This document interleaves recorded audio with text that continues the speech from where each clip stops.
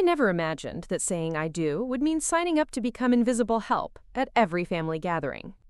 But there I was, clearing champagne flutes while my mother-in-law's charity friends praised her hosting skills, completely unaware that the woman scrubbing their lipstick stains was actually her son's wife.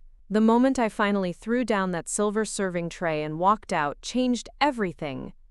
What happened next left the entire Whitmore family speechless. Before we jump back in, tell us where you're tuning in from, and if this story touches you, make sure you're subscribed, because tomorrow, I've saved something extra special for you. The Whitmore estate in Highlands Ranch sprawled across 5 manicured acres, each blade of grass perfectly trimmed to country club standards. When Daniel first brought me here 3 years ago, I thought I was entering a fairy tale. The grand foyer with its crystal chandelier, the marble floors that gleamed like mirrors, the formal dining room that could seat 20, it all seemed like something from a magazine spread. Victoria Whitmore glided down the curved staircase that day wearing pearls and a smile that never quite reached her eyes, extending a perfectly manicured hand as if bestowing a royal blessing. "So you're the marketing girl Daniel's been hiding from us," she said, her voice carrying the kind of cultivated accent that screamed expensive boarding schools and summer homes in the Hamptons. The way she said marketing girl made my communications degree from Colorado State feel like a participation trophy. I should have recognized the warning signs then, but love makes you blind to red flags, especially when they're wrapped in designer scarves and family heirlooms. Daniel squeezed my hand reassuringly, completely missing the subtle assessment happening in his mother's calculating gaze. He saw his loving mother meeting his girlfriend. I saw a woman taking my measurements for a role I hadn't auditioned for. The difference between those perceptions would define the next 3 years of my life. Our wedding was everything Victoria wanted it to be. She insisted on handling the planning herself, claiming it was tradition for the mother of the groom to oversee such important family events. What started as helpful suggestions quickly became non-negotiable demands. The venue had to be the country club where she served on the board. The flowers had to come from her preferred florist, even though their arrangements cost 3 times what we'd budgeted. The guest list expanded from our intimate gathering of 50 to a lavish affair of 200, mostly Victoria's social circle and business associates. "This wedding reflects on the entire family," she explained when I questioned the escalating costs and complications. "The Whitmores have a reputation to maintain."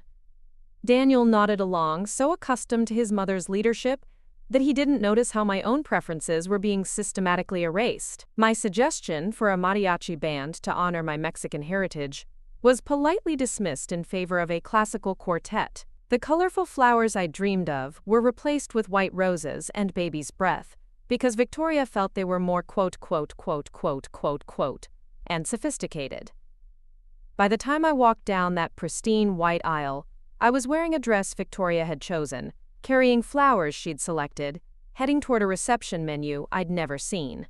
The only thing that remained mine was the man waiting at the altar, and even he seemed different somehow, more formal and distant in his family's domain. When the photographer captured our first dance, Victoria made sure to be prominently featured in the background shots, her presence a constant reminder of who really orchestrated this celebration. The honeymoon in Cabo provided a brief respite from Victoria's influence, but the moment we returned to Denver, the expectations began. Daniel had grown up in this world of obligations and appearances, where family gatherings were elaborate productions requiring military-level coordination.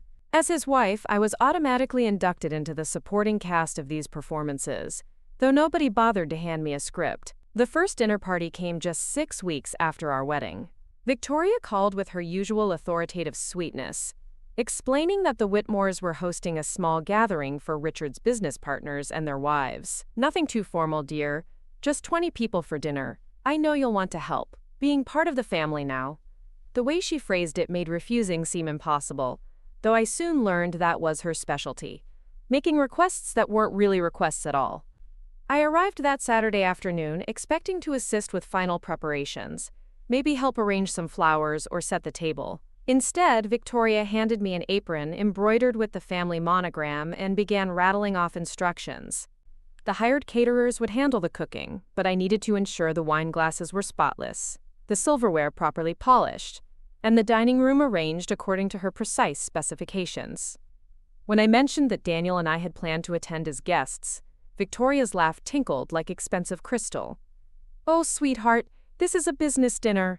These conversations aren't really suitable for someone without experience in commercial real estate. You'll be much more helpful ensuring everything runs smoothly behind the scenes." She patted my arm with maternal condescension that made my skin crawl. "Besides, the other wives will appreciate having someone who actually knows how to make things perfect."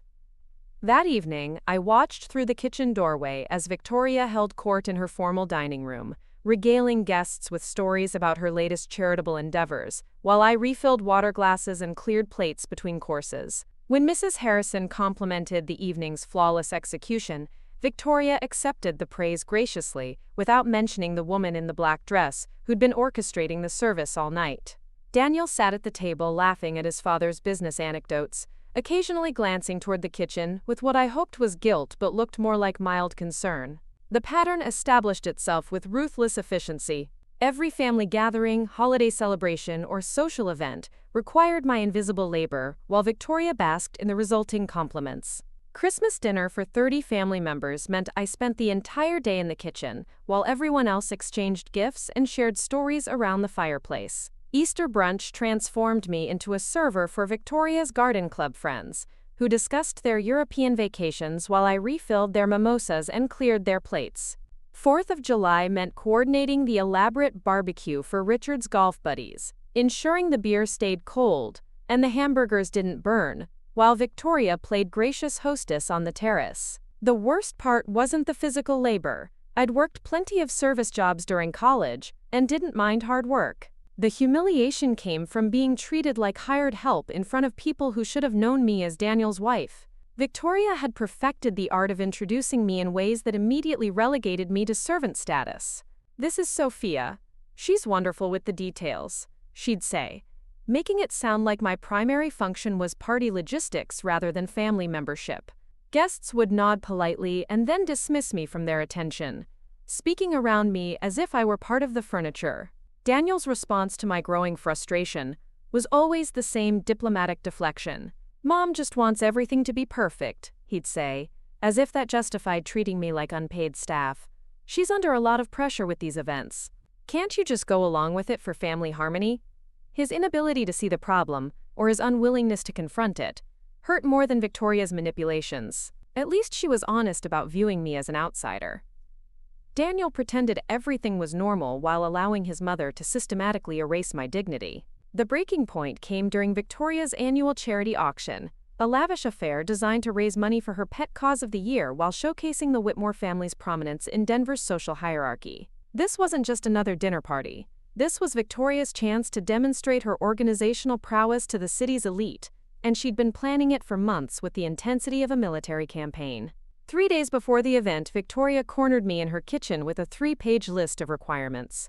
I needed to arrive 6 hours early to oversee the setup, coordinate with the catering staff, manage the auction logistics, and ensure every detail met her exacting standards. During the party itself, I'd be responsible for guest registration, bid monitoring, and general troubleshooting while remaining completely invisible to the attendees. The final insult came when she handed me a black uniform, complete with white collar and cuffs, explaining that all service staff needed to be properly dressed for such an important occasion. "You understand how crucial this evening is for the family's reputation," Victoria said, her voice carrying that familiar blend of sweetness and steel. "These are very important people, and everything must be absolutely flawless. I'm counting on you to make sure nothing goes wrong."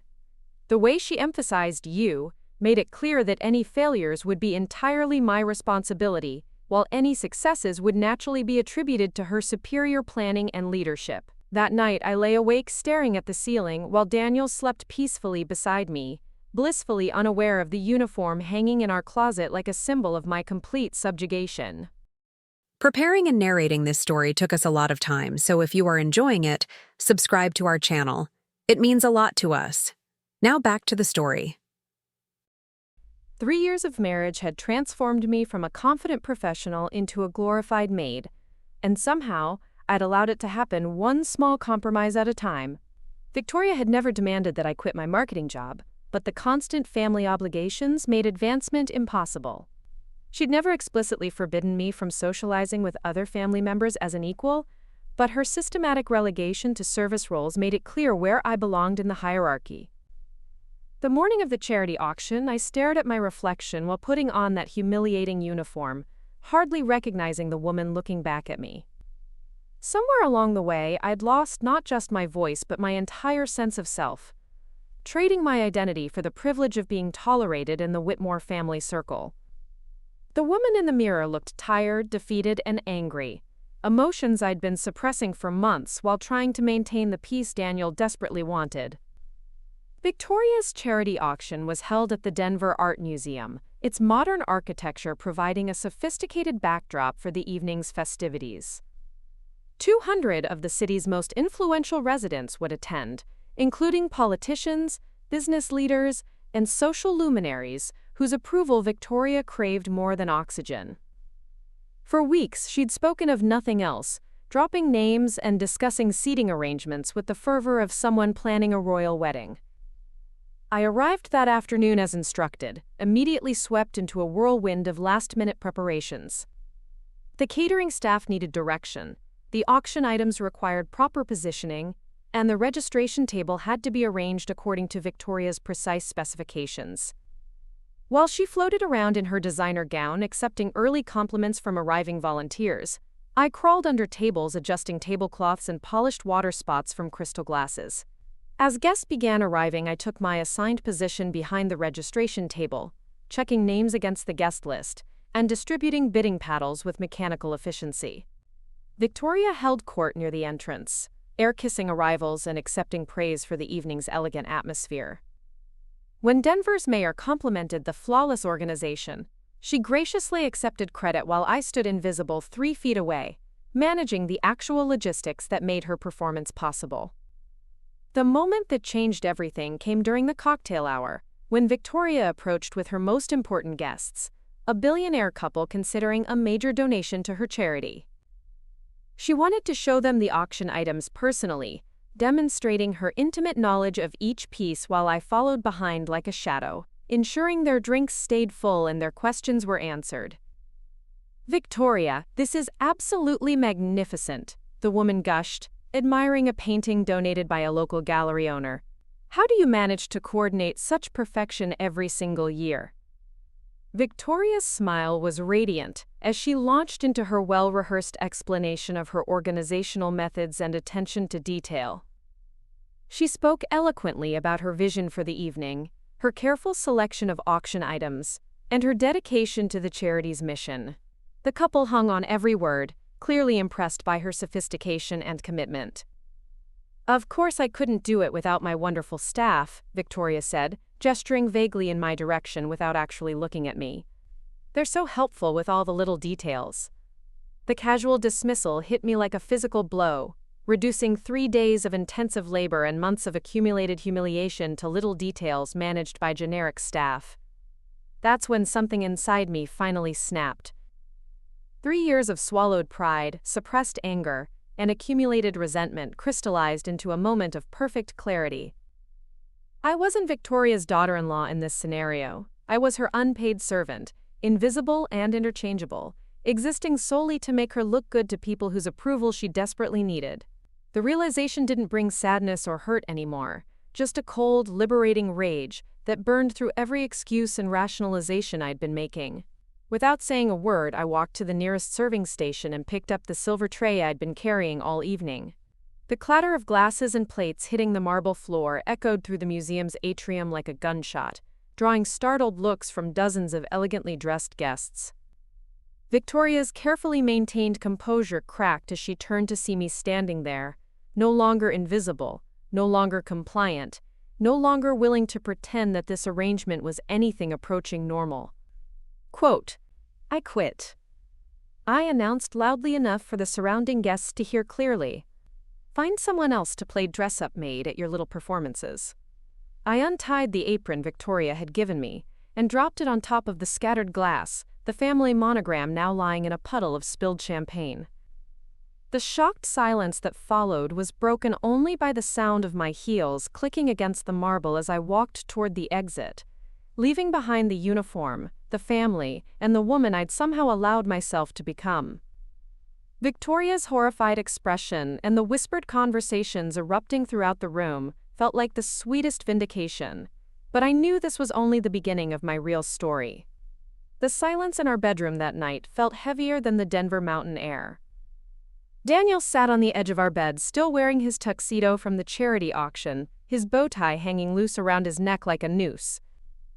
He hadn't spoken during the entire drive home, and I could feel his disappointment radiating across the room like heat from a furnace. When he finally looked up, his eyes held a mixture of confusion and accusation that made my stomach clench. "How could you embarrass my family like that?" His voice was quiet but loaded with 3 years of suppressed expectations. "Do you have any idea what you've done? Those were some of the most important people in Denver." My mother spent months planning that evening. I stood in our walk-in closet, carefully hanging up the dress I'd worn under that humiliating uniform, taking my time to formulate a response that wouldn't immediately escalate into screaming. The woman in our bedroom mirror looked tired but oddly relieved, as if dropping that tray had released pressure I didn't know I'd been carrying. When I turned to face my husband, I saw clearly for the first time how different we'd become over 3 years of marriage. "Your mother spent months planning an evening where I was treated like hired help," I said calmly, surprised by the steadiness in my own voice. "When exactly did we decide that was acceptable?" Daniel's expression shifted from disappointment to frustration, his hands running through his hair in a gesture I'd once found endearing but now recognized as manipulation. "That's not what happened, Sophia. Mom was just trying to make sure everything went smoothly. You know how important these events are for the family business." The casual dismissal of my experience felt like a slap. 3 years of accumulated resentment bubbled up from somewhere deep in my chest, demanding to be heard after months of diplomatic silence. "I was wearing a maid's uniform, Daniel. A literal uniform with a white collar and cuffs. I spent 6 hours setting up an event where your mother introduced me to the mayor as helpful staff. When exactly does this start feeling wrong to you?" He stood up abruptly, pacing to the window that overlooked his parents' perfectly manicured gardens. The view from our wing of the estate had once seemed like a privilege, but now it felt like a prison yard where I could be constantly monitored. When he turned back to me, his expression had hardened into something I barely recognized. "You agreed to help with family events when we got married," he said, his voice taking on the authoritative tone he'd inherited from his father. "No one forced you to participate. If you were unhappy, you should have talked to me instead of creating a scene that will be discussed at every country club in Denver for months." The accusation hung in the air between us like a challenge, and I realized we'd reached a crossroads that had been years in the making. Daniel genuinely believed his version of events, where I'd been a willing participant in family traditions rather than a systematically marginalized outsider. The gap between our perceptions felt insurmountable, like trying to explain color to someone who'd only ever seen the world in black and white. "I tried talking to you," I said, my voice rising despite my efforts to stay calm. Quote, "Every time I mentioned feeling uncomfortable, you told me to be patient with your mother. Every time I suggested we attend events as guests instead of staff, you said I was being oversensitive. When did you stop seeing me as your wife and start seeing me as a convenient solution to your mother's hosting needs?"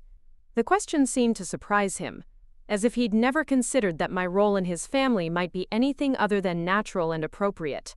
He sat back down on the bed, his shoulders sagging slightly as some of the defensive anger drained from his posture.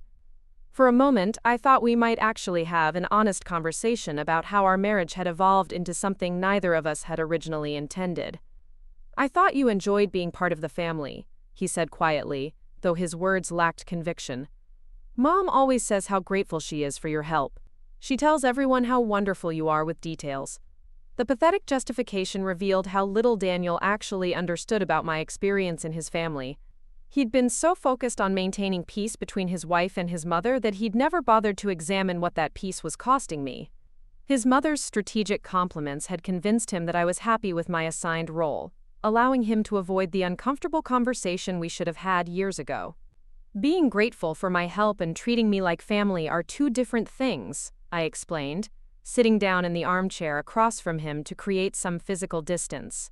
Your mother has spent 3 years making it clear that I'm not really a Whitmore, just someone temporarily useful for party logistics. And you've let her do it because it's easier than standing up to her. Daniel's face flushed at the accusation, but he couldn't deny its accuracy. In 3 years of marriage, I couldn't remember a single instance where he'd defended me against his mother's subtle undermining, or insisted that I be treated as an equal family member rather than convenient help. His conflict avoidance had enabled Victoria's behavior while gradually eroding my sense of belonging in my own marriage. That's not fair, he protested weakly. My mother has always been strong-willed. That's just how she is. Fighting with her doesn't accomplish anything. The excuse felt like the final insult in a conversation full of them. Daniel's unwillingness to acknowledge the power dynamics in his own family, much less challenge them, revealed a fundamental weakness that I'd been overlooking for years. He'd chosen the path of least resistance, sacrificing my dignity to avoid uncomfortable conversations with his mother. Your mother isn't strong-willed, I corrected him. She's controlling and manipulative. And you've been her willing accomplice because standing up to her would require actual courage. The harsh assessment hit its mark, and Daniel's expression shifted from confusion to anger. He stood up again, his movements sharp and defensive, as he began pulling off his tuxedo jacket with unnecessary force. When he spoke, his voice carried a coldness I'd never heard before, as if I'd become an adversary rather than his wife. I won't listen to you attack my family, he said firmly. My mother has done nothing but welcome you and try to include you in important family traditions. If you can't appreciate that, maybe the problem isn't with her. The statement felt like a door slamming shut between us, marking the end of any possibility for mutual understanding. Daniel had made his choice, and it wasn't me. After 3 years of marriage, when forced to choose between his wife's dignity and his mother's approval, he'd sided with the woman who'd raised him to prioritize family reputation over individual happiness. I stared at my husband's reflection in our bedroom mirror, seeing clearly for the first time how thoroughly his mother had trained him to view conflict as disloyalty and submission as love. The man I'd married had been sweet and attentive during our courtship, but that version of Daniel only existed outside his family's sphere of influence. Within the Whitmore estate, he reverted to being Victoria's obedient son, incapable of seeing past the narrative she'd constructed about family loyalty and appropriate roles. You're right, I said quietly, surprising him with my sudden agreement. The problem isn't with your mother. The problem is with a marriage where one person gets to be themselves while the other person becomes whoever makes family gatherings run smoothly. Daniel paused and hanging up his jacket, something in my tone alerting him that this conversation had shifted into dangerous territory. When he turned to look at me, I saw the first flicker of genuine concern cross his features, as if he was finally beginning to understand that tonight's events might have consequences beyond temporary embarrassment. What are you saying? He asked, though his expression suggested he already knew. I stood up slowly, feeling lighter than I had in months, despite the heaviness of what I was about to say. The clarity that had come with dropping that serving tray was spreading through my entire life, illuminating choices I'd been too afraid to examine. For the first time in 3 years, I was seeing our relationship from the outside, and the view was devastatingly clear. I'm saying that I can't live like this anymore, I told him honestly. I can't be married to someone who thinks it's acceptable for his mother to treat me like domestic help. I can't pretend that your family's traditions are more important than my basic dignity, and I can't keep waiting for you to develop the backbone to stand up for your own wife. The words hung between us like a bridge burning, and I watched Daniel's face cycle through shock, denial, and finally a kind of desperate panic. He'd been so confident in his ability to manage both his mother and his wife that he'd never considered what might happen if I stopped being manageable. The possibility that his conflict avoidance might actually cost him his marriage seemed to hit him like a physical blow. You're being dramatic, he said, though his voice lacked conviction. People have disagreements about family dynamics all the time. We can work through this. The dismissive response confirmed everything I'd been realizing about our fundamental incompatibility.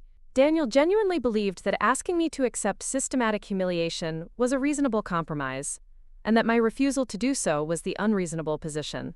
He couldn't see the problem because he'd never experienced it, and he refused to trust my perspective because acknowledging it would require him to confront his mother. "We can't work through this," I said with surprising calm. "Because you don't think there's anything to work through. You think I should be grateful for the privilege of serving your mother's guests while she takes credit for my work. You think 3 years of being treated like hired help is something I should just accept because it makes your life easier." Daniel sat down heavily on the bed, his confidence cracking as he finally began to grasp the seriousness of my words. "What do you want me to do? My mother has always been involved in family events. That's not going to change." The question revealed everything wrong with his thinking. He was still focused on managing my expectations, rather than addressing the underlying problem. In his mind, the solution was getting me to accept the status quo, not examining whether the status quo was fundamentally unfair. "I want you to see your wife as more important than your mother's party planning," I said simply. "I want you to recognize that asking me to wear a maid's uniform at family events is humiliating and wrong. I want you to care more about my feelings than about avoiding difficult conversations with your parents." Daniel stared at me for a long moment, and I could see him weighing his options. The easy path would be promising to talk to his mother while secretly hoping I'd calm down and return to my previous compliance. The harder path would involve actually challenging his family's dynamics and risking his mother's disapproval. Based on 3 years of experience, I already knew which option he'd choose. "I'll talk to Mom," he said finally, though his tone suggested he was offering a concession rather than acknowledging a legitimate grievance. "Maybe we can find a better balance for future events." The half-hearted promise felt like the final confirmation of everything I'd suspected about his priorities. Daniel was willing to have a conversation with his mother, but only if it didn't require him to actually take my side or challenge her authority. He wanted to manage the situation, not change it. "It's too late for conversations," I told him honestly. "I'm done being managed and balanced and accommodated. I'm done being married to someone who thinks my dignity is negotiable." The finality in my voice seemed to shock him into genuine attention for the first time in our conversation. Daniel stood up abruptly, crossing the room to where I sat and dropping to his knees beside my chair in a gesture that would have been touching if it hadn't felt so calculated. "Sophia, please," he said, taking my hands in his. "Don't let one bad evening destroy our marriage. We can fix this. I love you." The desperate plea might have worked 6 months earlier, but too much had happened for romantic gestures to bridge the gap between us. Looking down at my husband kneeling beside my chair, I felt more sadness than anger. He genuinely believed he loved me, but his version of love required me to disappear myself for his family's comfort. "You love the version of me that doesn't cause problems," I corrected gently. "You love the wife who smiles and serves drinks and never complains about being treated like staff. But that's not who I really am, and I can't keep pretending to be her." Daniel's grip on my hands tightened, as if he could hold our marriage together through physical contact. "Then tell me who you really are. Help me understand what you need." The request sounded sincere, but I'd learned not to trust his moments of apparent openness. Every time I'd tried to explain my feelings over the past 3 years, Daniel had listened just long enough to craft responses that minimized my concerns while maintaining his family's status quo. He wasn't asking because he was ready to change. He was asking because he was desperate to find an argument that would convince me to stay. "I need to be married to someone who sees me as an equal partner," I said, gently pulling my hands free from his. "Someone who wouldn't let his mother hand me a maid's uniform, much less expect me to wear it gracefully. Someone who cares more about his wife's happiness than his mother's approval." The specifications weren't unreasonable, but they required fundamental changes to Daniel's character that he'd shown no inclination to make. His entire identity was built around being the perfect son who never disappointed his parents. And asking him to prioritize his marriage over that role was like asking him to become a different person entirely. "I can be that person," he insisted, though we both knew it wasn't true. "Give me a chance to prove it." I looked at my husband's desperate face and felt the last of my romantic illusions finally dissolve. Daniel wasn't a bad man, but he was fatally weak when it came to his family. He'd spent 32 years learning to prioritize his mother's happiness over his own integrity, and 3 years of marriage hadn't been enough to change patterns established over a lifetime. "You've had 3 years to prove it," I said softly. Every time your mother diminished me. Every time she treated me like help instead of family. Every time she made it clear that I wasn't really a Whitmore. Those were chances to prove you could be the husband I needed. Instead, you chose to be the son she wanted. The accurate assessment hit him like a physical blow, and I watched his expression shift from desperation to something approaching anger. Daniel wasn't accustomed to having his choices examined so clearly, and he didn't like what the examination revealed about his character. "That's not fair," he said, standing up and moving away from me. "Family is complicated. You don't understand the pressures I'm under." The defensive response confirmed that he still didn't understand the fundamental problem. Daniel saw his mother's expectations as legitimate pressures that I should help him manage, rather than boundaries he should establish as a married man. He couldn't conceive of a world where his wife's needs might take precedence over his family's traditions. "You're right," I agreed, surprising him again. "I don't understand the pressures you're under, but I understand the pressure I've been under, and I understand that you've never cared enough to relieve it." Daniel stared at me for a long moment, and I could see him finally beginning to grasp that this conversation wasn't going to end with my capitulation. The wife who'd spent 3 years accommodating his family's demands had been replaced by someone he didn't recognize, someone who refused to be managed or manipulated back into compliance. "What happens now?" he asked quietly, though his tone suggested he already suspected the answer. I looked around our beautiful bedroom with its expensive furnishings and perfect view of the estate grounds, recognizing that all of it had come with strings I'd been too naive to see. The luxury had seemed like a gift, but it had actually been a golden cage designed to keep me dependent and grateful. Walking away would mean giving up financial security and social status, but staying would mean giving up myself entirely. "Now I pack my things," I said simply. "I find somewhere else to live, and I figure out who I'm supposed to be when I'm not busy being the perfect Whitmore daughter-in-law." The practical statement seemed to shock Daniel more than any emotional outburst could have. He had expected tears, recriminations, or dramatic threats that he could counter with promises and gestures. My calm determination to simply leave was something he had no strategy for handling. "You can't just walk away from our marriage," he protested. "We took vows. We made promises." The appeal to commitment rang hollow coming from someone who'd spent 3 years breaking his promise to prioritize our partnership. "I took vows to be your wife," I reminded him. "Not your mother's unpaid event coordinator. Not your family's convenient solution to their hosting needs. Your wife." Daniel fell silent, finally understanding that his mother's systematic diminishment of my role had consequences he'd never considered. For 3 years, he'd been married to 2 women, the wife who shared his bed and the servant who made his family gatherings run smoothly. He'd never bothered to notice that they were the same person, or that asking someone to play both roles was fundamentally unsustainable. I stood up and walked to our closet, pulling out the suitcase I'd used for our honeymoon in what felt like another lifetime. The leather was still beautiful, unmarked by travel or use since we'd returned to Denver, and settled into the routine of Victoria's expectations. Filling it now felt like the first honest thing I'd done in months. "Where will you go?" Daniel asked, watching me fold clothes with the mechanical efficiency of someone who'd already made peace with her decision. "I don't know yet," I admitted, surprised by how little the uncertainty bothered me. "Maybe back to my sister's place in Fort Collins until I figure out what's next. Maybe somewhere completely new where nobody knows anything about the Whitmore family or their traditions." The mention of my sister Nina seemed to remind Daniel that I had a life and identity outside his family's sphere, something he'd apparently forgotten over 3 years of watching me disappear into Victoria's carefully orchestrated events.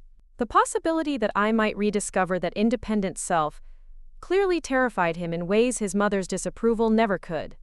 "This is insane," he said, his voice rising with frustration. "You're destroying our marriage over party planning disagreements. Do you hear how ridiculous that sounds?" The characterization of systematic humiliation as party planning disagreements revealed exactly why our marriage couldn't survive. Daniel was constitutionally incapable of seeing the real issue, much less addressing it. In his mind, I was being unreasonably dramatic about minor family dynamics rather than legitimately upset about fundamental disrespect. "If that's really what you think this is about," I said, continuing to pack while we talked, "then we're even more incompatible than I realized." Daniel watched me fold the dress I'd worn to our first anniversary dinner, his expression shifting between confusion and panic as the reality of my departure began to sink in. "Sophia, please, let's get some counseling.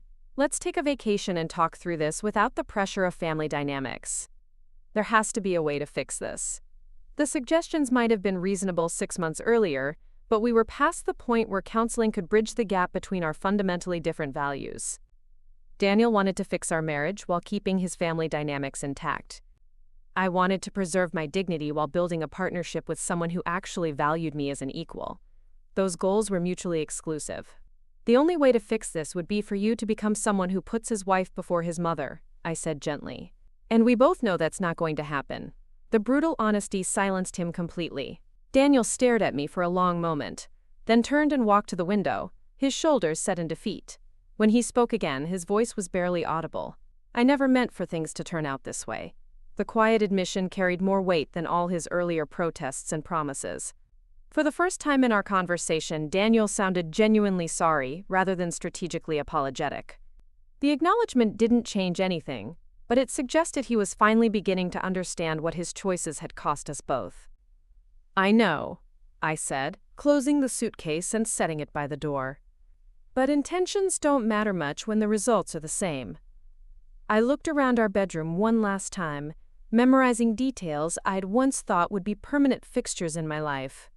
The Persian rug Victoria had selected for us as a wedding gift, the antique dresser that had belonged to Daniel's grandmother, the view of the gardens where I'd imagined our future children might play someday. All of it beautiful, all of it tainted by the price I'd been expected to pay for the privilege of calling it home.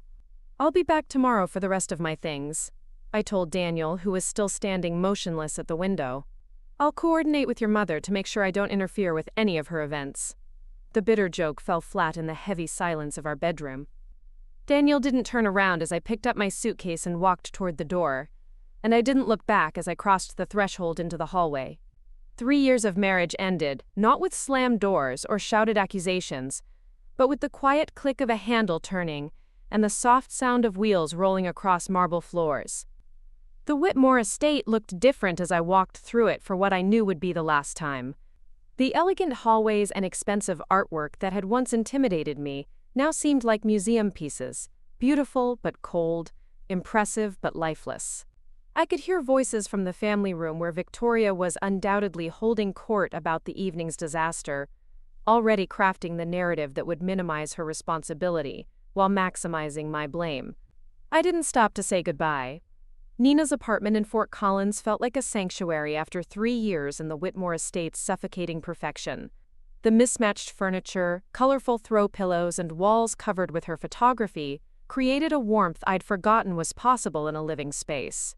My sister had always been the free spirit in our family, choosing artistic expression over financial security, and for the first time in years, her lifestyle seemed enviable, rather than impractical. "You can stay as long as you need," Nina assured me that first morning, setting a steaming mug of coffee beside the couch where I'd spent a restless night. Her small living room doubled as my temporary bedroom, but the kindness in her gesture meant more than any of the luxurious accommodations I'd left behind.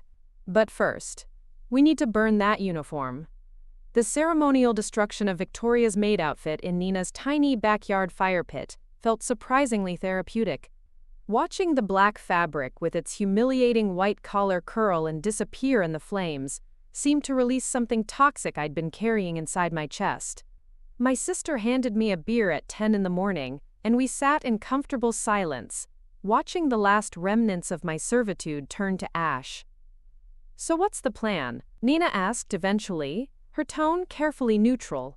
She'd listened to my entire story the night before without judgment, occasionally shaking her head at Victoria's manipulations but never once suggesting I should have handled things differently. Having someone completely on my side felt foreign after years of being told my feelings were unreasonable.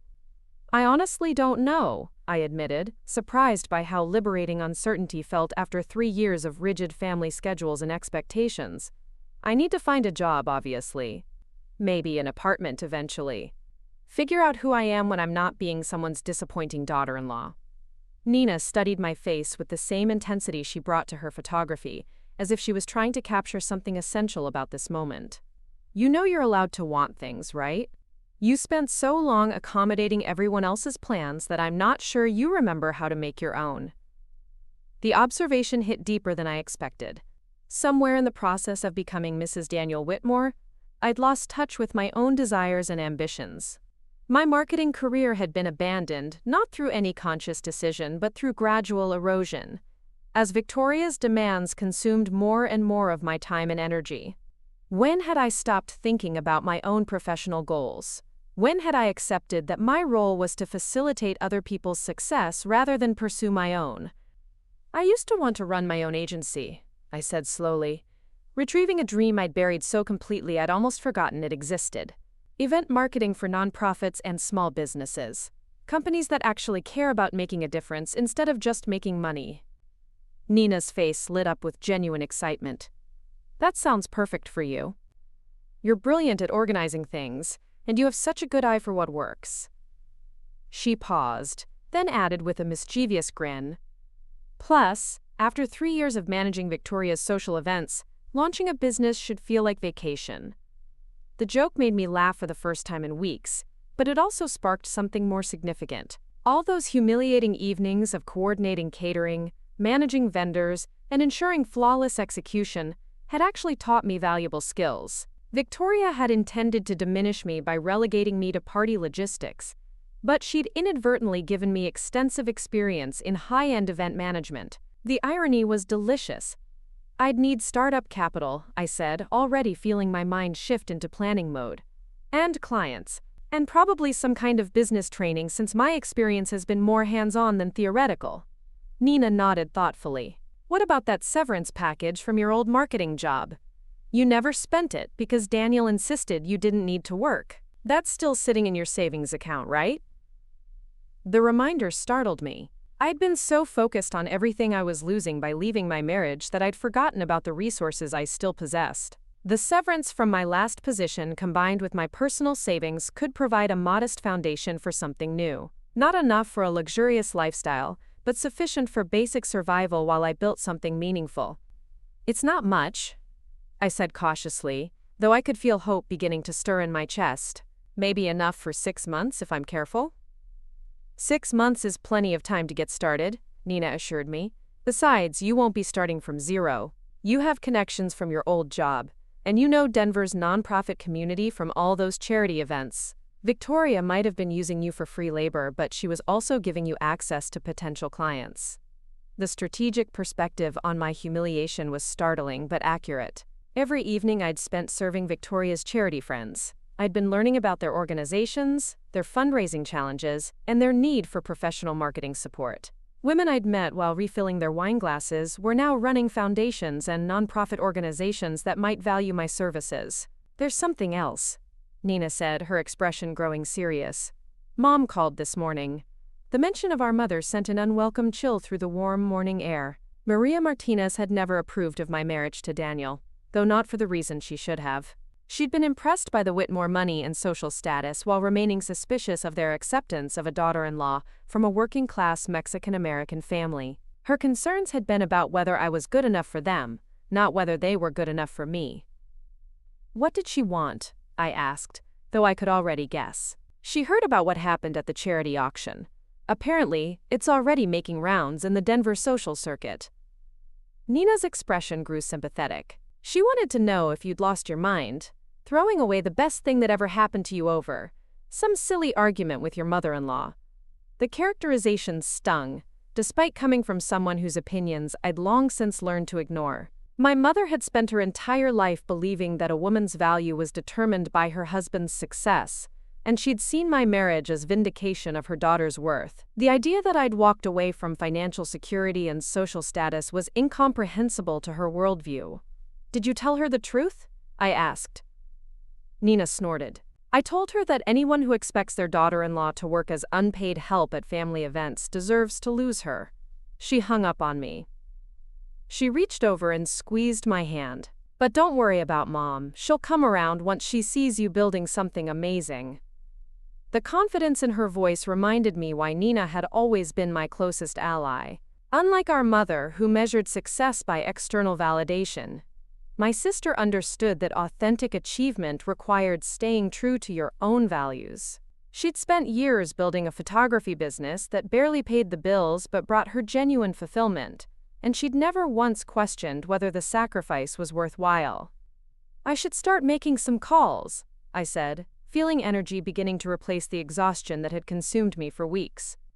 "See if any of my old contacts are hiring, or if they know someone who needs marketing help." The job search proved more challenging than I'd anticipated. 3 years away from corporate marketing had left gaps in my resume that were difficult to explain without revealing the personal details of my failed marriage.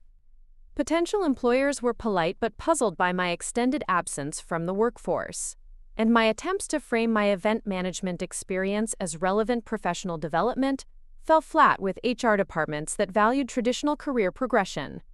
After 2 weeks of rejections and unreturned phone calls, I was sitting in Nina's kitchen trying to craft yet another cover letter when inspiration struck from an unexpected source. The local newspaper's business section featured an article about Austin's booming nonprofit sector and the growing demand for specialized marketing services in cities throughout the Southwest. Austin's entrepreneurial culture and lower cost of living made it an ideal location for launching a new business, and the city's progressive values aligned with my desire to work with mission-driven organizations. "Austin," I announced to Nina that evening, startling her as she reviewed proofs from a recent wedding shoot. "I want to move to Austin and start my business there." My sister looked up from her laptop with the kind of enthusiasm I'd hoped for. "That's brilliant. Austin's nonprofit scene is incredible, and you could actually afford to live there while you're getting established. Plus, it's far enough from Denver that you won't have to worry about running into the Whitmores at the grocery store." The practical advantages were compelling, but the emotional appeal was even stronger. Austin represented a complete fresh start in a city where nobody knew my history as the disappointing Whitmore daughter-in-law. I could build a professional reputation based on my actual skills, rather than constantly fighting against preconceptions about why I'd left my previous career. "I'd need to visit first," I said, already mentally calculating the cost of a scouting trip. "Research the market, maybe meet with some potential clients or collaborators." Nina closed her laptop decisively. "We're going next weekend. I need portfolio shots for my website anyway, and Austin has amazing architecture. We'll make it a working vacation." The spontaneous planning session that followed felt like the first time in years I'd been genuinely excited about the future. We researched Austin's nonprofit organizations, identified networking events I could attend, and mapped out neighborhoods where I might want to live. The collaborative energy reminded me of college planning sessions with roommates, when every possibility felt achievable, and the future seemed full of potential rather than predetermined obligations. Our Austin trip exceeded every expectation. The city's energy was infectious, a perfect blend of creativity and ambition that made Denver's social hierarchies seem provincial by comparison.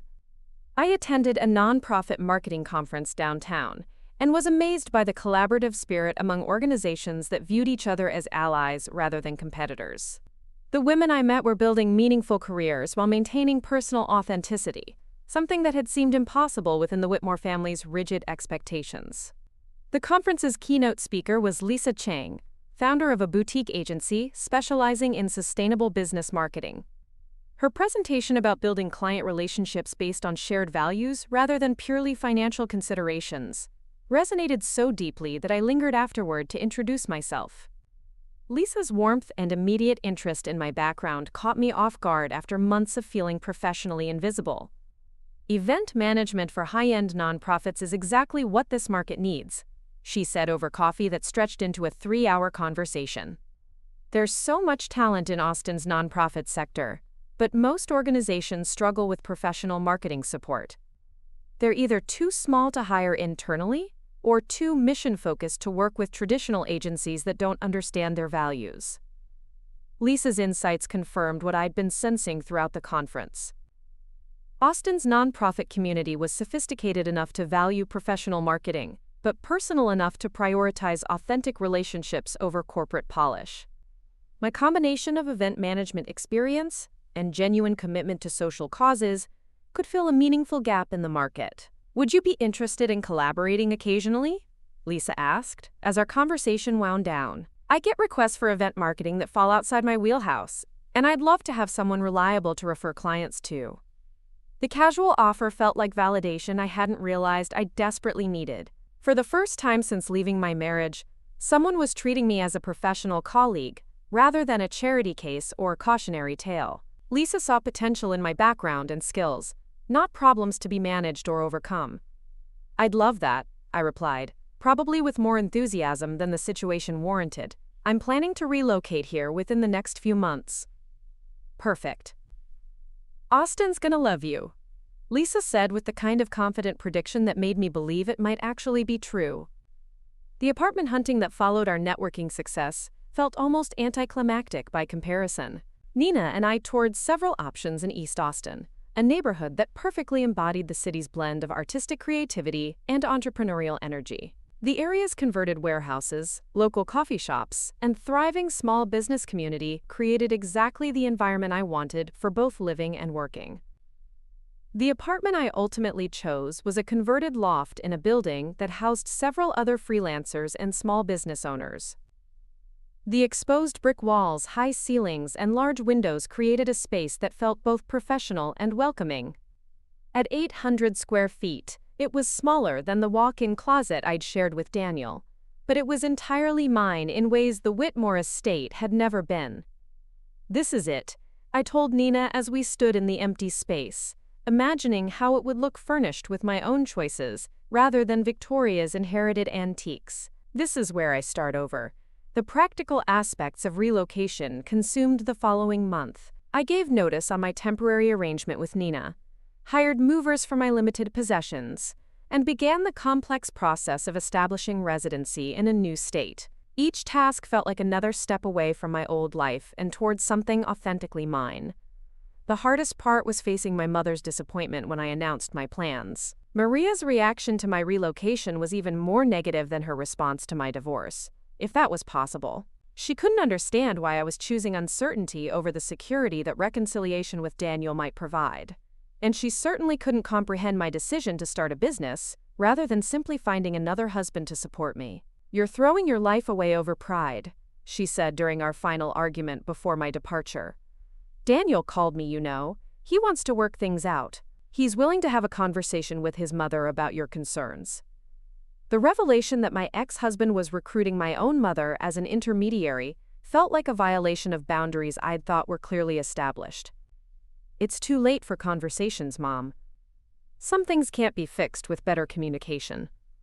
Marriage requires compromise, she insisted, falling back on the same arguments that had enabled my misery for 3 years. No relationship is perfect. You have to decide what's really important. I have decided, I replied calmly. What's important is being treated with basic respect by the person I married. What's important is building a life that doesn't require me to disappear myself for other people's comfort. My mother's inability to understand these priorities created a sadness that extended beyond our immediate disagreement. I realized that her own marriage had been built on similar compromises, accepting diminishment in exchange for security, and she genuinely couldn't imagine an alternative approach. Her criticism of my choices reflected her own fears about what my success might reveal about her sacrifices. The conversation ended with hurt feelings on both sides, but it also provided crucial clarity about the life I was choosing to leave behind. My mother's vision of appropriate female behavior was just as constraining as Victoria's, though expressed through different mechanisms. Both women believed that a woman's primary role was supporting and accommodating others, with personal fulfillment being a luxury rather than a legitimate goal. Austin welcomed me with unseasonably perfect weather and a networking event invitation from Lisa Chang that arrived the day after my furniture. The gathering was hosted at a downtown co-working space that buzzed with the kind of collaborative energy I'd been craving without realizing it. Entrepreneurs, freelancers, and nonprofit professionals mingled with an ease that made Denver's social hierarchies seem ridiculous by comparison. Everyone, this is Sophia Martinez, Lisa announced when she introduced me to a group discussing sustainable business practices. She's the event marketing specialist I've been telling you about. Just relocated from Denver, and ready to help Austin's nonprofits tell their stories better. The introduction led to 3 preliminary conversations about potential projects and an invitation to visit a local environmental organization that was planning a major fundraising campaign. By the end of the evening, I had business cards from a dozen potential collaborators and a calendar full of coffee meetings for the following week. "How does it feel?" Lisa asked as the event wound down and we lingered over the last of the wine and cheese. "Terrifying and exhilarating," I admitted honestly, "like jumping off a cliff and hoping I remember how to fly." Lisa laughed knowingly. "That's exactly how starting a business should feel. The terror keeps you sharp, and the exhilaration keeps you moving forward." The environmental organization visit exceeded my most optimistic expectations. Their executive director, Marcus Thompson, was passionate about conservation education, but honest about his team's limited marketing expertise. They'd been struggling to expand their donor base beyond the same core supporters, and their events consistently fell short of fundraising goals, despite strong community interest in their mission. "We know our work matters," Marcus explained as he walked me through their offices, which occupied the ground floor of a converted warehouse in East Austin. "But we're scientists and educators, not marketers. Our grant applications are thorough and our programs are effective, but our fundraising events feel like academic conferences instead of inspiring celebrations." The challenge was exactly what I'd been hoping to find: an organization with a meaningful mission that needed strategic marketing support to maximize their impact. Marcus's team had the expertise and passion for their work, but lacked the skills to translate that passion into compelling donor experiences. "What if we approached your next fundraising event as storytelling rather than solicitation?" I suggested, ideas already forming as I observed their space and materials. "People don't donate to organizations they don't understand, but they'll support causes that connect with their values and emotions." Marcus's immediate interest was encouraging, but what sealed my enthusiasm was his approach to collaboration. Unlike Victoria's top-down management style or Daniel's conflict avoidance, Marcus was genuinely curious about my perspective and eager to learn from my expertise. Our conversation felt like partnership rather than performance, with both of us contributing knowledge toward a shared goal. "Would you be interested in consulting on our fall gala?" he asked as our meeting concluded. "We've already booked the venue and the date, but everything else is negotiable. I'd love to see what you could do with a clean slate and a reasonable budget." The project offer was modest but perfect for launching my new business. A successful environmental gala would provide portfolio material, testimonials, and connections within Austin's nonprofit community. More importantly, it would allow me to prove to myself that my instincts about event marketing were sound, rather than simply the result of surviving Victoria's impossible standards.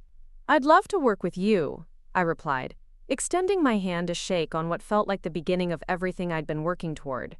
Walking back to my car through East Austin's tree-lined streets, I felt a lightness I hadn't experienced in years. The conversation with Marcus had reminded me what professional collaboration could feel like when both parties respected each other's expertise and worked toward shared goals. For the first time since leaving Denver, I felt confident that I had made the right choice in prioritizing my dignity over my comfort. That evening, I sat in my new apartment surrounded by unpacked boxes and made a list of everything I needed to establish my consulting business. Business license, insurance, basic marketing materials, a professional website. The practical requirements felt manageable rather than overwhelming. Each item represented progress toward independence, rather than another obligation imposed by someone else's expectations. The hardest part was choosing a business name that reflected both my professional capabilities and personal values. After rejecting dozens of generic options, I settled on Authentic Events Marketing, a name that emphasized the genuine connections I wanted to help organizations build with their communities. The word authentic also felt like a promise to myself to never again compromise my integrity for professional advancement. As I fell asleep that first night in Austin, surrounded by the sounds of a city that was still learning to know me, I realized that leaving my marriage hadn't been about punishing Daniel or proving Victoria wrong. It had been about reclaiming my right to build a life that honored my own values and ambitions. The woman who'd worn a maid's uniform to avoid confrontation was gone, replaced by someone willing to take risks for the chance to create something meaningful. The environmental organization's fall gala became the foundation stone of everything that followed. Marcus had given me complete creative control, trusting my vision in a way that felt revolutionary after years of having every decision filtered through Victoria's approval. The theme I developed centered around stories of impact, transforming the traditional donor dinner into an immersive experience where guests could actually see and feel the organization's conservation work. Instead of the typical hotel ballroom setup with round tables and a podium, I convinced Marcus to host the event at the Lady Bird Johnson Wildflower Center. The natural setting would reinforce their environmental mission while providing a backdrop that made photography effortless and conversation organic. Rather than listening to speeches about abstract conservation goals, guests would walk through different stations showcasing specific projects, meeting the researchers and community members whose lives had been transformed by the organization's work. The logistics were more complex than anything I'd coordinated for Victoria, but the energy felt completely different. Every vendor I worked with understood they were contributing to something meaningful rather than just facilitating another social obligation for wealthy people. The catering company specialized in sustainable, locally sourced cuisine. The photographer donated her services in exchange for portfolio pieces that aligned with her environmental values. Even the musicians were local artists who incorporated sounds from nature into their acoustic sets. 3 weeks before the event, Marcus invited me to observe one of their field research projects in the hill country outside Austin. Watching him explain water conservation techniques to a group of ranchers, I finally understood what authentic passion looked like in a professional setting. Marcus wasn't performing expertise to impress anyone. He was sharing knowledge because he genuinely believed it could make a difference. The contrast with Daniel's careful corporate presentations was striking. "This is what we need people to understand," Marcus said as we drove back to Austin through rolling hills dotted with wildflowers. "Conservation isn't about restricting human activity. It's about finding sustainable ways for communities to thrive alongside natural ecosystems." The insight sparked the final element of my event design. Instead of asking donors to simply write checks for abstract environmental goals, I would help them understand how supporting this organization meant investing in their own community's future prosperity. The messaging shifted from obligation to opportunity, from charity to partnership. The night of the gala exceeded every expectation I'd dared to have. 300 guests moved through the Wildflower Center as the sun set, stopping at interactive stations where they could handle actual research equipment, taste foods grown using sustainable farming techniques, and hear directly from farmers whose yields had increased after implementing the organization's water conservation methods. The evening felt more like a celebration than a fundraiser, with genuine excitement replacing the dutiful attendance that characterized most charity events. The financial results were equally impressive. The organization raised 40% more than their previous year's total, but more importantly, they gained 60 new monthly donors and established partnerships with 3 local businesses that committed to ongoing collaboration. The success wasn't just measured in dollars, but in relationships that would sustain their work long after the gala was forgotten. "You've changed how we think about community engagement," Marcus told me during the wrap-up meeting the following week.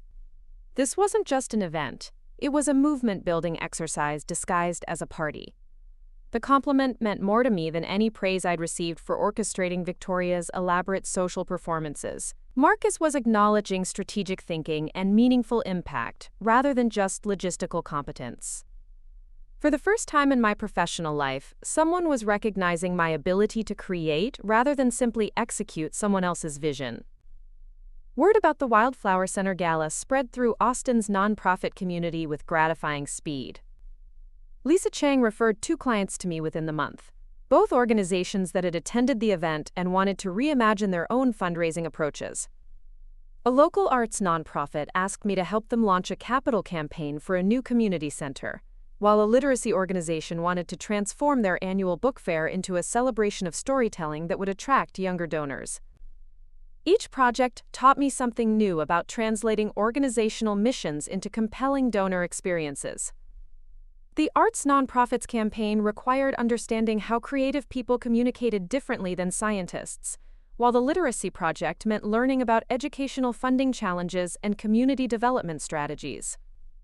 My ignorance about these sectors felt intimidating initially, but I discovered that curiosity and genuine interest in learning could substitute for extensive background knowledge. The breakthrough came when I realized that my outsider perspective was actually an advantage rather than a limitation. Organizations become so immersed in their own expertise that they forget how to explain their work to people who don't share their professional vocabulary. My role wasn't to become an expert in environmental science or arts education. It was to help these experts communicate their passion in ways that resonated with broader audiences. 6 months after the Wildflower Center Gala, I was managing projects for 8 different organizations and had a waiting list of potential clients. The success felt surreal after years of believing that my only valuable skill was maintaining Victoria's social calendar without causing embarrassment. Discovering that I could actually build something meaningful from scratch was like learning I had talents I'd never suspected existed. The growth required hiring help, a prospect that terrified me despite its necessity. My first employee was Jennifer Walsh, a recent graduate from UT's nonprofit management program, who brought fresh energy and social media expertise that perfectly complemented my event planning background. Jennifer's enthusiasm for mission-driven work reminded me of my own excitement when I'd first started imagining a business that aligned with my values. "I can't believe I get to work on projects that actually matter," Jennifer said during her second week, as we planned a fundraiser for an organization providing mental health services to underserved communities. "Most of my friends are stuck in corporate jobs they hate, pretending to care about quarterly earnings reports." Her perspective helped me appreciate how unusual our work environment had become. Authentic events marketing operated according to principles I'd developed almost unconsciously, prioritizing meaningful impact over maximum profit and treating every client relationship as a genuine partnership, rather than a transaction. The approach attracted both employees and clients who shared similar values, creating a business culture that felt sustainable rather than extractive. The financial success followed naturally from this philosophical foundation. Organizations that felt truly understood and supported by their marketing partner became enthusiastic advocates, referring colleagues and sharing our work across their networks. Instead of competing for clients through aggressive sales tactics, we built a reputation that drew potential partners to us. The contrast with Denver's cutthroat social hierarchies was remarkable. My personal life began expanding alongside my professional growth. Austin's collaborative culture made friendship feel natural rather than strategic, and I found myself developing genuine connections with people who knew nothing about my history as the disappointing Whitmore daughter-in-law. These new relationships were based on shared interests and mutual respect, rather than family obligations or social positioning. Marcus and I had maintained our professional relationship through several successful projects, but our collaboration gradually evolved into something more personal. He would stop by my office with coffee when he was in the neighborhood, and our project meetings often extended into dinners that had nothing to do with environmental conservation. The transition from colleagues to friends felt organic, without the calculated courtship rituals that had characterized my relationship with Daniel.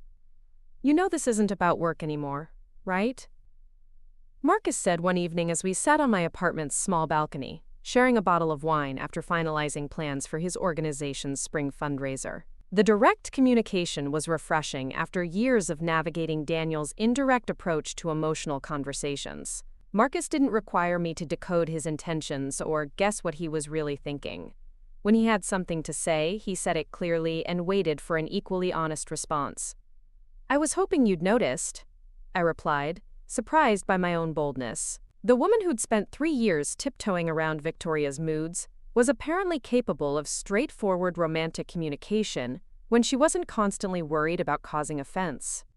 Our relationship developed with the same authenticity that characterized my business partnerships. Marcus understood that I was building something important and never suggested that his feelings should take precedence over my professional goals. Instead, he found ways to support my ambitions while pursuing his own conservation work, creating a dynamic where both of our successes felt interconnected rather than competitive. The contrast with my marriage became clear during a conversation about future plans.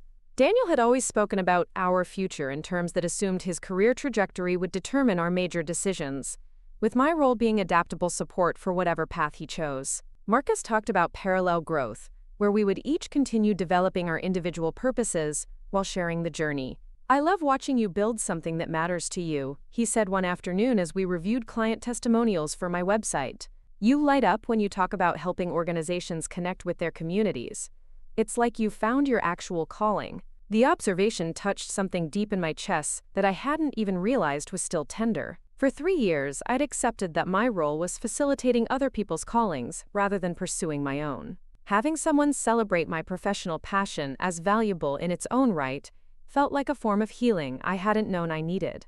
By the end of my first year in Austin, authentic events marketing had grown from a desperate attempt at independence into a thriving consultancy with 12 employees and a portfolio of successful campaigns that had collectively raised over $2 million for local nonprofits. The financial security felt important, but the sense of purpose was transformative. I was no longer working to survive or prove anything to people who'd underestimated me. I was building something that made my community stronger. The success attracted attention beyond Austin's nonprofit sector. A national foundation asked me to present at their annual conference about innovative fundraising strategies, and nonprofit trade publications featured articles about our collaborative approach to donor engagement. The professional recognition felt surreal after years of being invisible at Victoria's events, but it also confirmed that my instincts about meaningful work had been sound. The speaking engagement in San Francisco was my first return to the kind of high-end conference setting I'd abandoned when I left Denver. Walking into the hotel ballroom where I'd be presenting, I expected to feel intimidated by the sophisticated audience of foundation executives and development professionals. Instead, I felt confident in ways I'd never experienced during my years as Mrs. Daniel Whitmore. The presentation went better than I'd dared to hope. The audience was genuinely engaged by case studies from our Austin projects, asking thoughtful questions about replicating our strategies in different markets and community contexts. During the networking reception afterward, several attendees approached me about potential consulting opportunities in their cities, suggesting that authentic events marketing could expand far beyond its Austin origins. "Your work is exactly what the sector needs," said Dr. Patricia Williams, Executive Director of a national education foundation. "Most fundraising feels extractive, like organizations are mining donors for money. Your approach seems genuinely collaborative, like you're building lasting relationships rather than just executing transactions." The assessment captured something I'd been trying to articulate about why our methods worked so effectively. Traditional fundraising often felt like performance art, with organizations presenting carefully crafted versions of themselves designed to appeal to donor preferences. Our approach emphasized authentic storytelling and genuine partnership, treating supporters as collaborators in meaningful work rather than audiences for persuasive presentations. Flying back to Austin, I felt a sense of completion that had nothing to do with arriving at a destination. The woman who'd fled Denver 18 months earlier in search of dignity and independence had built something that exceeded her most optimistic dreams. The business success was satisfying, but the personal transformation was revolutionary. I'd rediscovered capabilities I'd forgotten I possessed and developed new strengths I'd never had the opportunity to explore. Marcus picked me up at the airport with flowers and a bottle of champagne, ready to celebrate what he correctly suspected had been a career-defining presentation. His pride in my accomplishments felt different from Daniel's perfunctory support for my endeavors. Marcus understood what professional recognition meant to someone who'd spent years having her contributions minimized or ignored entirely. "How does it feel to be Austin's most successful nonprofit marketing consultant?" he asked as we drove through the city I'd learned to call home. "Like I'm finally becoming the person I was supposed to be all along," I answered honestly. Like everything that happened before was just preparation for this. The revelation surprised me with its completeness. I'd been so focused on building a business and establishing independence that I hadn't fully appreciated the psychological healing that had accompanied my professional growth. Somewhere in the process of helping other organizations tell their stories authentically, I'd learned to value my own narrative as something worth celebrating rather than editing for other people's comfort. That evening, as Marcus and I sat on my balcony toasting the success of my presentation and the expansion opportunities it had created, I realized I'd stopped thinking about my life in terms of what I'd lost when I left my marriage. The woman who'd worn a maid's uniform to avoid confrontation with her mother-in-law felt like a character from someone else's story, someone I'd known briefly but had moved far beyond. "I got an interesting call while you were traveling," Marcus said, his tone suggesting news he wasn't sure how I'd receive.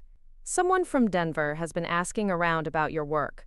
Apparently, word about your success has made it back to Colorado's nonprofit community.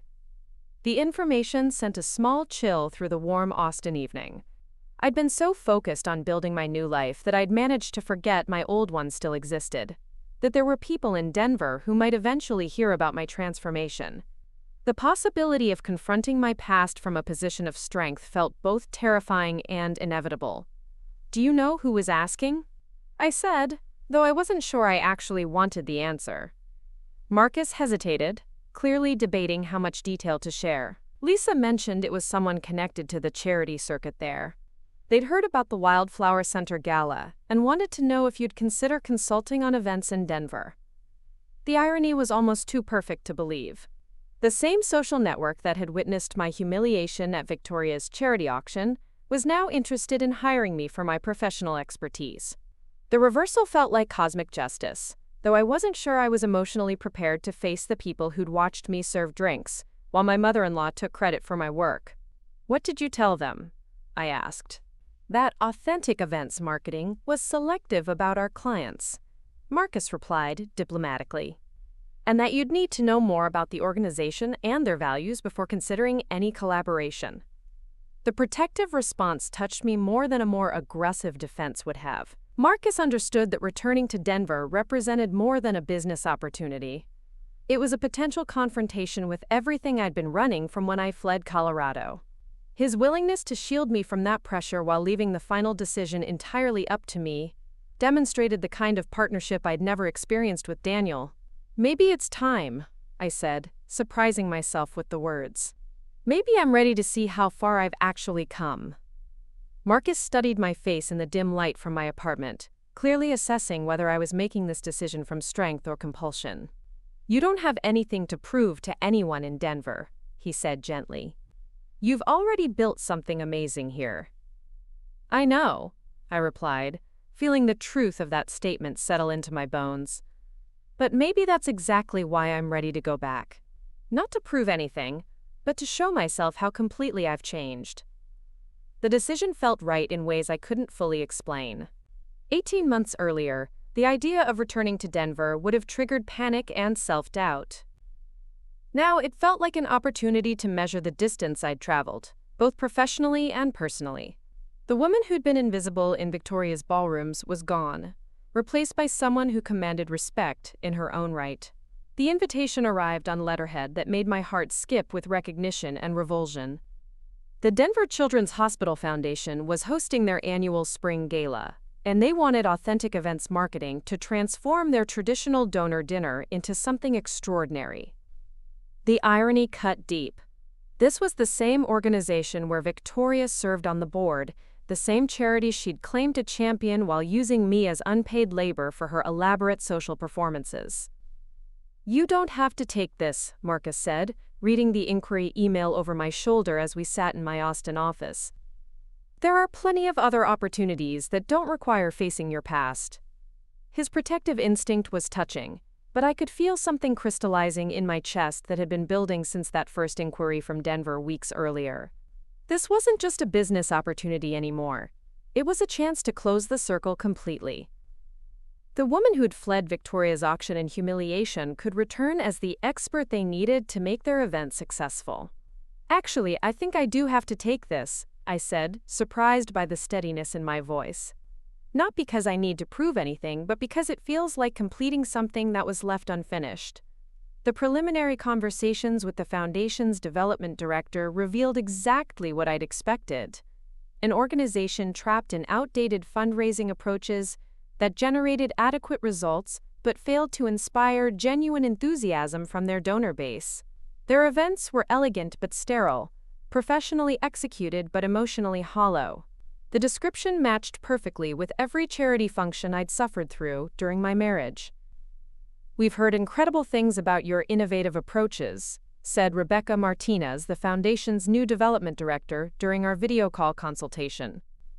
"Several colleagues attended your presentation in San Francisco and came back raving about your authentic storytelling methods." We're hoping you can help us connect with younger donors while maintaining the sophistication our established supporters expect. The challenge was compelling both professionally and personally. Designing an event that would demonstrate everything I'd learned about meaningful donor engagement while working within the constraints of Denver's social expectations felt like the ultimate test of my growth. Could I create something authentic within the system that had once crushed my spirit? I'd need complete creative control, I said, establishing boundaries that would have been impossible for the woman who'd worn Victoria's Maid uniform. And I'd want to meet with board members and key volunteers to understand the organization's culture before proposing any specific approaches. Rebecca's enthusiastic agreement confirmed that the foundation was genuinely committed to change, rather than just seeking cosmetic improvements to their existing formula. The contrast with Victoria's controlling micromanagement was stark. These people were hiring me for my expertise, rather than looking for someone to execute their predetermined vision. 3 weeks later, I flew into Denver International Airport with a mixture of anticipation and trepidation that felt like returning to a country I'd once lived in, but no longer considered home. The city looked smaller somehow, less imposing than it had when I'd fled 18 months earlier. The mountains were still magnificent, but they no longer felt like prison walls keeping me trapped in someone else's life. Marcus had offered to accompany me for moral support, but I'd declined. This was something I needed to face alone, to measure the distance I'd traveled without anyone else's presence influencing how I experienced the confrontation with my past. The independence I'd fought so hard to build needed to stand on its own. The foundation's offices occupied the top floor of a downtown high-rise, with floor-to-ceiling windows offering panoramic views of the city that had once felt like home. Rebecca greeted me with genuine warmth, immediately introducing me to staff members who'd been following my work through nonprofit industry publications. The respect in their voices was unfamiliar but deeply satisfying after years of being treated as Victoria's convenient assistant. "We're particularly excited about the impact measurements from your Austin projects," said David Chen, the foundation's program director. "The donor retention rates you've achieved are extraordinary. Most organizations lose 60% of first-time donors within 2 years, but your clients are seeing retention rates above 80%. The statistical analysis of my work felt surreal. Numbers that proved my methods created lasting value rather than just temporary excitement. During my marriage, Victoria had measured success by immediate social impressions: who attended, how elegant the presentation appeared, whether the right people were sufficiently impressed. The foundation was evaluating impact through sustainable relationship building and genuine community engagement. The board meeting was scheduled for Thursday afternoon, giving me 2 days to explore Denver and prepare psychologically for what would inevitably be an encounter with my former life. I drove through Highlands Ranch without stopping, noting how pristine and lifeless the manicured neighborhood still appeared. The Whitmore estate looked exactly the same from the road: impressive, imposing, and completely devoid of the warmth that made Austin feel like home. Wednesday evening, I met Jennifer at a downtown restaurant to review our presentation materials and discuss logistics for the proposed gala. My assistant had flown in that morning with portfolios of our most successful campaigns and detailed budget projections that would demonstrate both our creative vision and fiscal responsibility. "Are you nervous about seeing them?" Jennifer asked over dinner, her question referring to the inevitable encounter with Victoria and potentially Daniel. The foundation's board included several members of Denver's charity elite, making it statistically certain that I'd face people who'd witnessed my humiliation at the auction. "Surprisingly, no," I said, realizing the truth of that statement as I spoke it. "I'm curious, actually. Curious to see how they'll react to the person I've become versus who they remember me being." The board meeting took place in a conference room that epitomized Denver's old money aesthetic dark wood paneling, oil paintings of Colorado landscapes, and furniture that conveyed inherited wealth rather than earned success. I dressed carefully in a navy suit that projected professional authority without appearing to try too hard, completing the look with jewelry I'd bought myself rather than inherited through marriage. Walking into that room felt like stepping into a different universe, one where I'd once been invisible but now commanded attention through my own achievements. The 12 board members included faces I recognized from Victoria's social circle, people who'd sipped wine I'd served while discussing me as if I weren't present. Now they were listening respectfully as Rebecca introduced me as a nationally recognized expert in nonprofit marketing strategy. Ms. Martinez has revolutionized fundraising approaches throughout the Southwest, quote, Rebecca explained, her introduction highlighting achievements that had nothing to do with my former status as someone's daughter-in-law. Her innovative storytelling methods have helped organizations increase both donation amounts and donor retention rates while building genuine community engagement. Victoria wasn't present, though her absence felt more conspicuous than relief. I'd been psychologically prepared for a direct confrontation, and her missing seat at the conference table created an anticlimactic tension that made concentration difficult. When I asked casually about board attendance, Rebecca explained that Mrs. Whitmore had resigned from several charitable positions to focus on family matters. The presentation went flawlessly. I walked them through case studies from Austin, explaining how authentic storytelling and community partnership had transformed struggling fundraising efforts into sustainable revenue streams that supported expanded programming. The questions were intelligent and engaged, demonstrating genuine interest in innovative approaches rather than polite tolerance for an outsider's ideas. This collaborative model is fascinating, said Margaret Foster, a board member I recognized from several of Victoria's dinner parties. Most fundraising feels transactional, but your approach seems to create actual relationships between organizations and their supporters. The observation was precisely what I'd hoped they'd understand. Traditional charity events in Denver's social scene were elaborate performances designed to extract donations from wealthy attendees who participated more for social positioning than philanthropic passion. My methods emphasized authentic connection and shared purpose, treating donors as partners in meaningful work rather than audiences for persuasive presentations. People don't just give money to organizations they admire, I explained, feeling completely confident in my expertise for the first time in that room. They invest in causes that connect with their personal values and allow them to participate in creating positive change. Our role is facilitating those connections rather than manufacturing them. The philosophical difference represented everything I'd learned about the gap between authentic engagement and social performance. Victoria's events had prioritized appearances over impact, measuring success through guest lists and media coverage rather than meaningful community building. The foundation was interested in sustainable relationship development that would support their mission long-term. After unanimous approval of my proposal, Margaret approached me during the networking reception with an expression that mixed curiosity and something approaching apology. I hope you don't mind my saying, but you seem very different from when we met years ago at Victoria's gatherings. More confident, more substantial somehow. The tactful observation acknowledged our shared history without directly referencing the humiliating dynamics that had characterized my previous appearances in Denver's charity scene. Margaret had been present at events where I'd served her drinks while Victoria took credit for the evening's success, but she was diplomatically focusing on my transformation rather than my former diminishment. Austin has been good for me, I replied simply. I've had opportunities to develop skills and perspectives that weren't possible when I was younger. The careful response allowed both of us to maintain dignity while acknowledging the dramatic change in my circumstances. Margaret nodded thoughtfully, seeming to understand that my professional growth represented more than career advancement. It was evidence of fundamental personal evolution that made my former subservience seem impossible to imagine.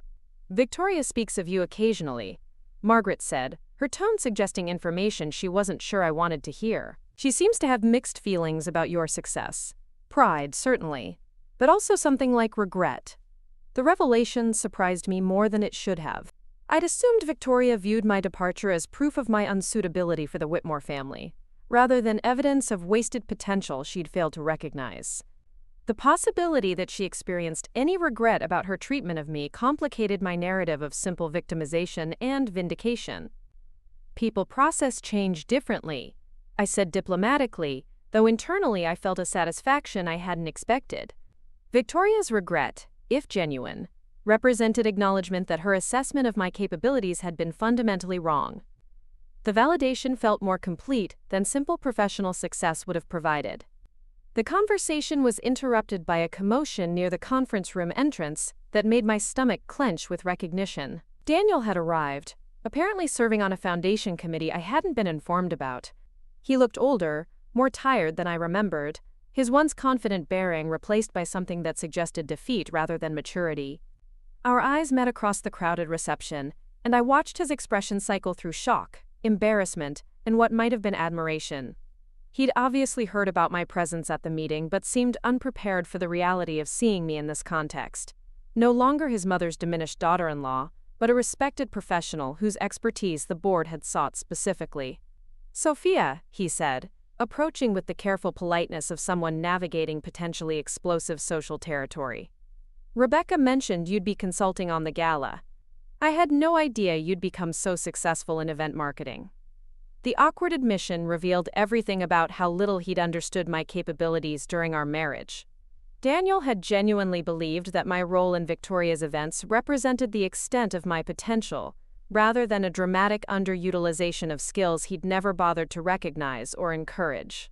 "Thank you," I replied evenly, refusing to minimize my achievements for his emotional comfort. "The work has been very fulfilling. How are you?"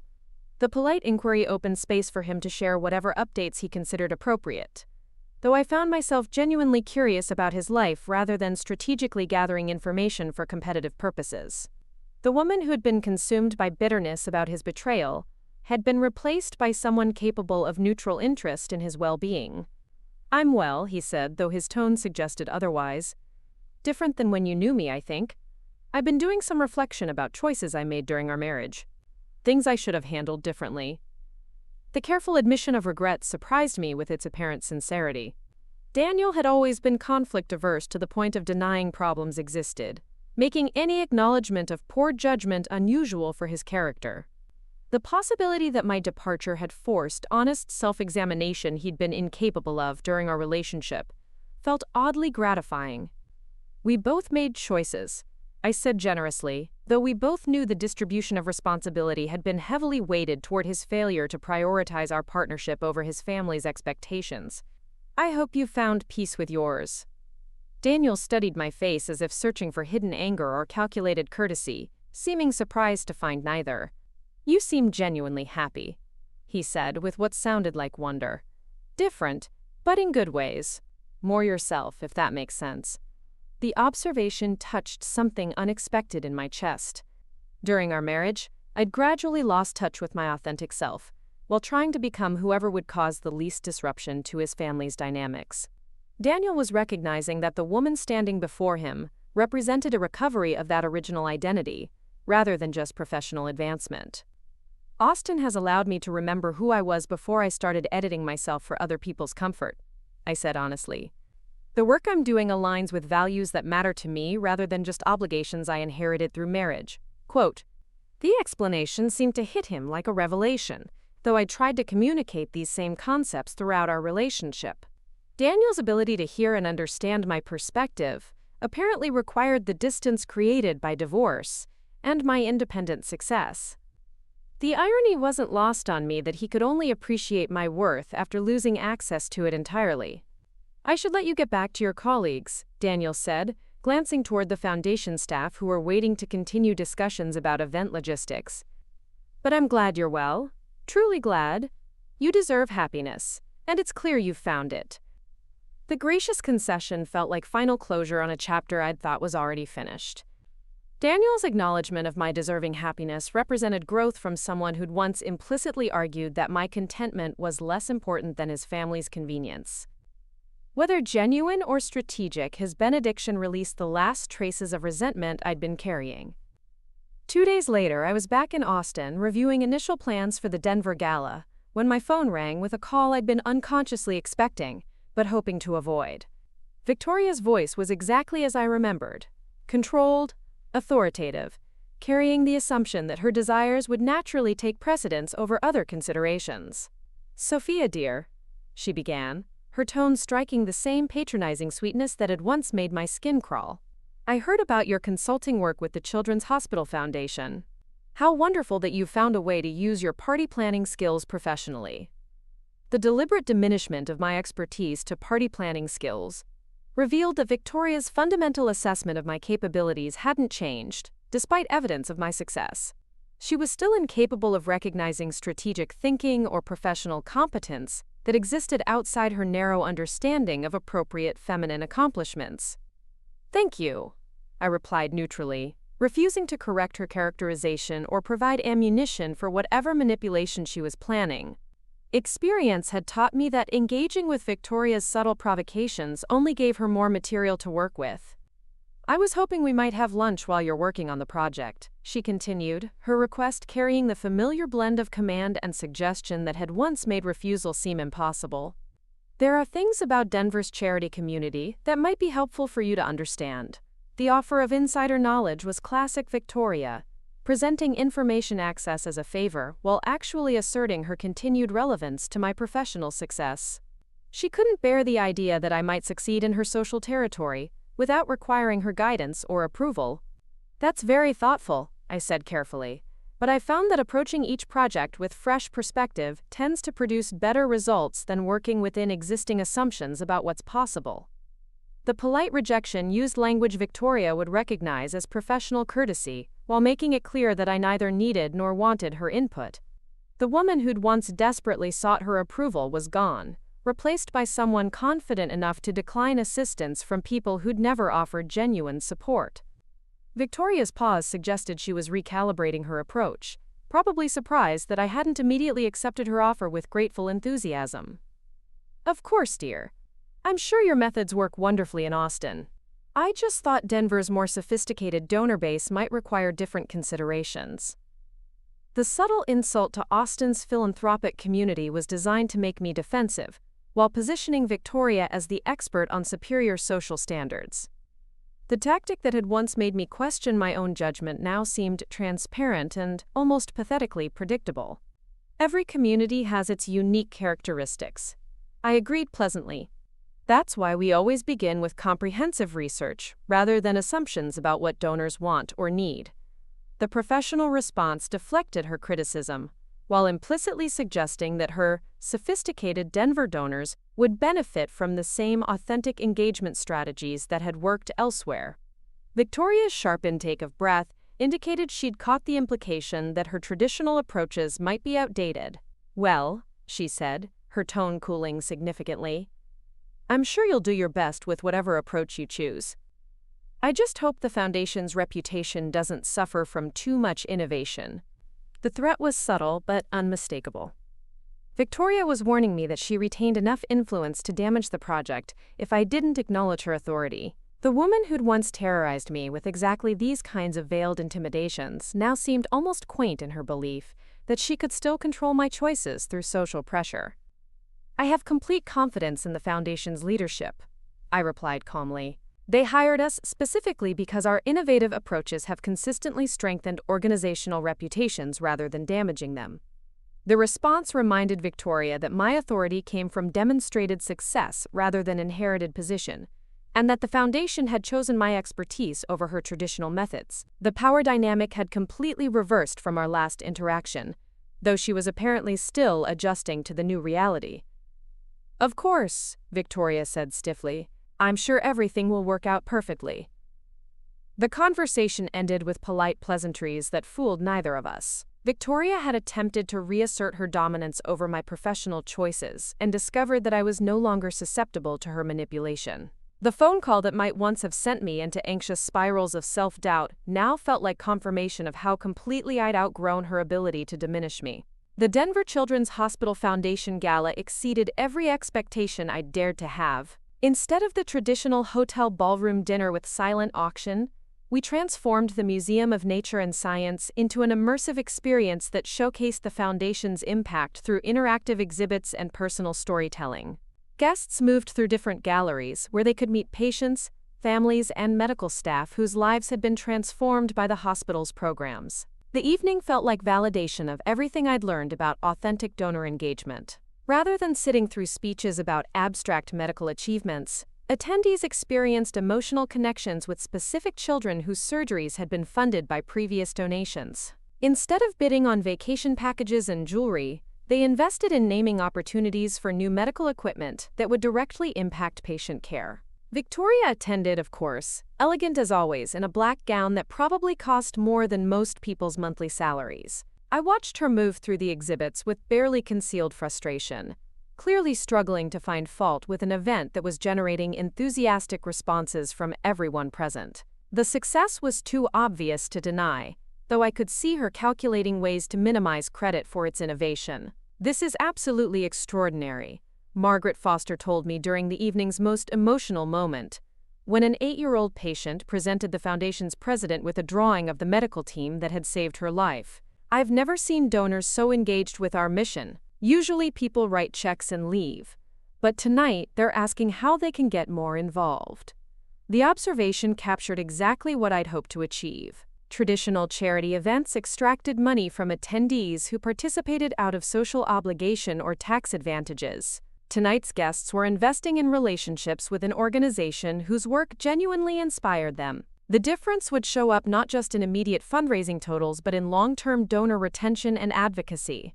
When the final numbers were tallied, the gala had raised 40% more than any previous foundation event, while generating commitments from 60 new monthly donors and 12 potential board members. More importantly, the hospital staff reported unprecedented community engagement, with families volunteering for patient support programs and local businesses offering ongoing partnerships. "You've changed how we think about fundraising entirely," Rebecca told me during the wrap-up meeting. "This wasn't just an event. It was a community-building exercise that happened to raise money, rather than a money-raising exercise that happened to involve community." The distinction captured everything I'd been trying to articulate about meaningful donor engagement.